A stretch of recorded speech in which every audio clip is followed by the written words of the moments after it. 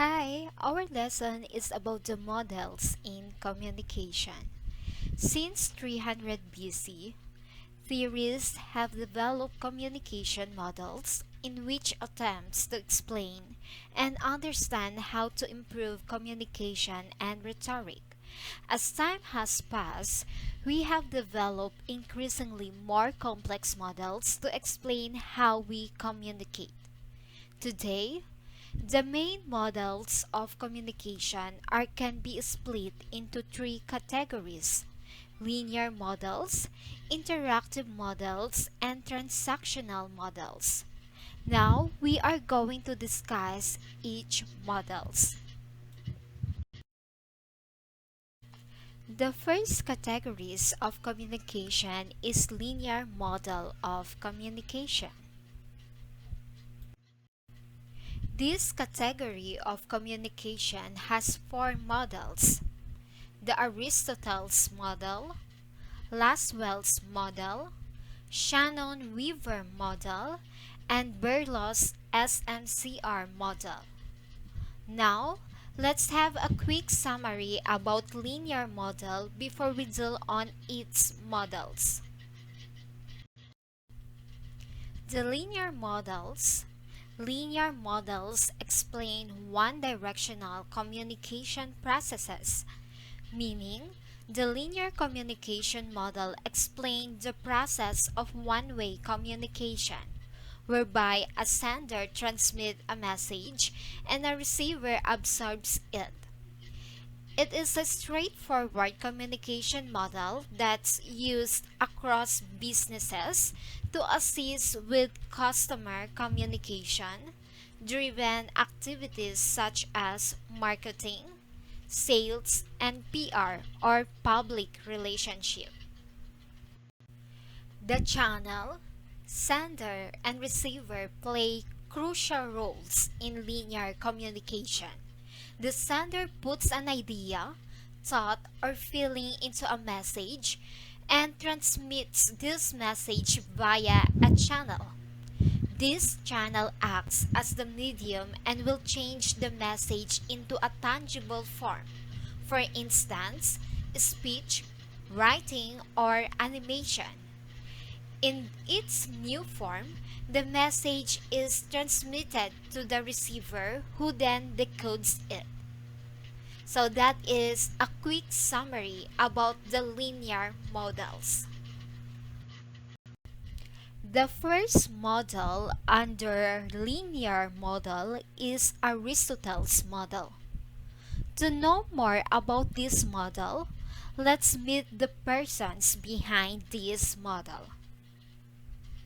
Aristotle, 384 to 322 before Common Era, was a Greek philosopher and writer born in northern Greece. He was also the teacher of Alexander the Great. He made important contributions to logic, criticism, rhetoric, physics, biology, psychology, metaphysics, mathematics, ethics, and politics. Aristotle's model.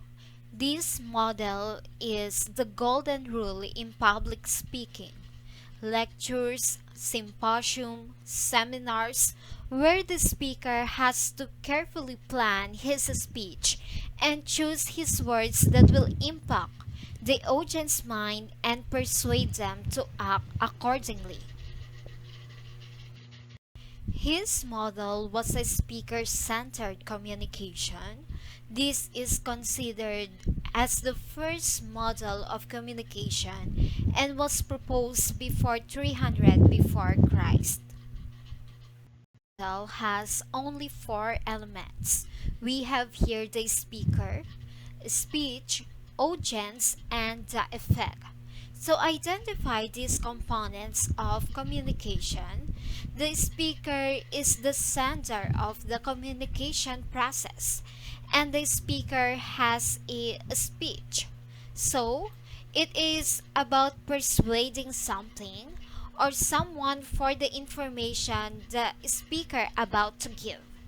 And the audience is the listener of the speaker during the speech, and the effect it could be a positive or a negative.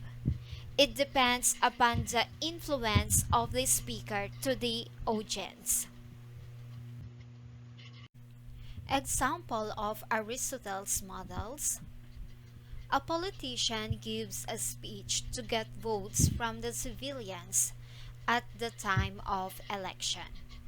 Of course, our speaker here is the politician,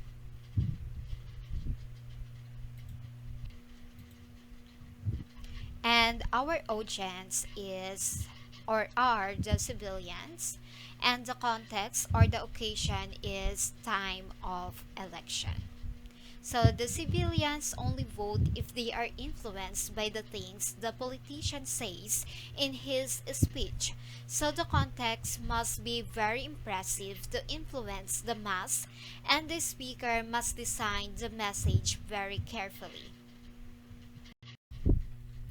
Although Aristotle focused on the speakers and the message, the most important part in this model is the setting, where the listener is situated.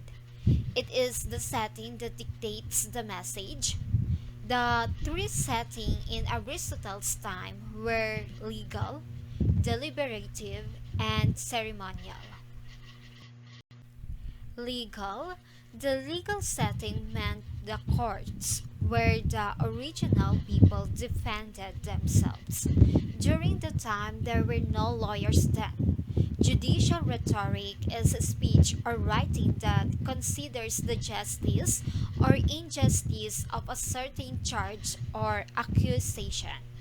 In the modern era, judicial or forensic discourse is primarily employed by lawyers in trials decided by a judge or jury. Deliberative. The deliberative setting meant the political assemblies, the highest of which was the Roman Senate. Deliberative rhetoric is a speech or writing that attempts to persuade an audience to take or not take some action.